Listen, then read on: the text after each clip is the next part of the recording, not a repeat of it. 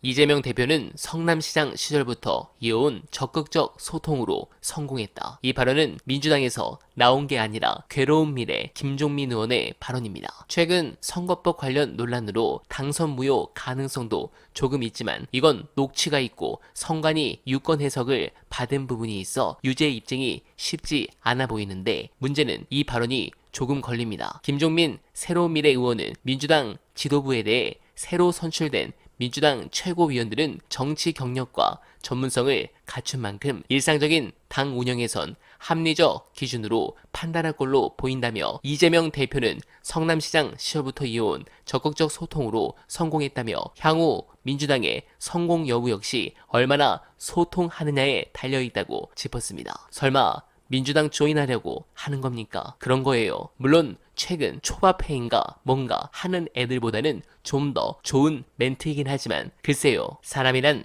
변하지 않는 부분이라 매우 의심의 눈으로 지켜보겠습니다. 그런데 민주당 지도부 칭찬을 하지 않을 수 없습니다. 오늘 최고의 워딩이 전체적으로 좋았는데 제가 깜짝 놀란 것은 최근 정보사가 털려 블랙 요원의 신분이 북한에 넘어간 부분을 최초로 폭로한 김민석 수석 최고가 중요한 발언을 했습니다. 이 부분에 대한 충격적 워딩 보시고 이어가 보겠습니다.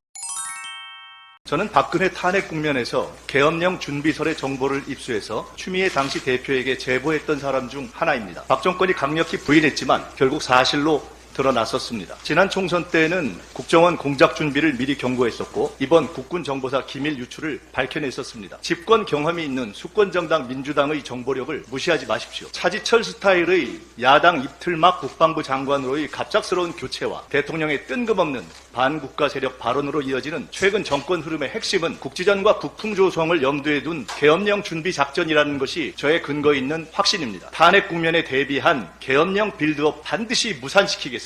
네, 이 인사는 진심이군요. 그래서 이렇게 나가는 것이고 또한 윤석열 워딩 자체도 굉장히 합리적으로 의심이 듭니다. 그러나 윤석열의 이런 메시지에 자극을 받는 사람들은 일부 보수층 그 중에서도 고령층들이 결집하는 그 정도 수준일 것이기 때문에 제가 볼 때는 별 효과도 없는 얘기일 것 같습니다. 그런데 중요한 것은 별 효과도 없는데 자꾸 이런 거를 반복하는 이유는 윤석열이 이것밖에 할 게 없어서 그런 건가 이런 생각을 할 수밖에 없지 않습니까? 이건 탄핵을 막겠다는 것 같아요. 저는 그렇게 봅니다. 그러니까 보수가 분열됐을 때 이제 박근혜가 탄핵이 됐다라고 보고 있는 겁니다. 그래서 본인이 이제 집권의 중반기로 들어가는 상황에서 공무원들은 말을 안 듣고 국방부는 반기를 들어서 영장 치고 이러니까 자꾸 목줄을 조여오고 있는 이런 상황에서 보수층이라도 잡지 않으면 안 된다. 그러면 안보 위기를 좀 불러일으켜야 되는 것 같은데 이 생각이죠. 이걸로 되겠어요? 지금 북한이 1호 척결 대상입니까? 지금 대한민국에서 시급히 척결해야 할 대상은 친일 매국 세력입니다. 윤석열은 독립기념관장을 비롯해 역사 관련 기관 수십 곳에 뉴라이트 등 역사관이 의심스러운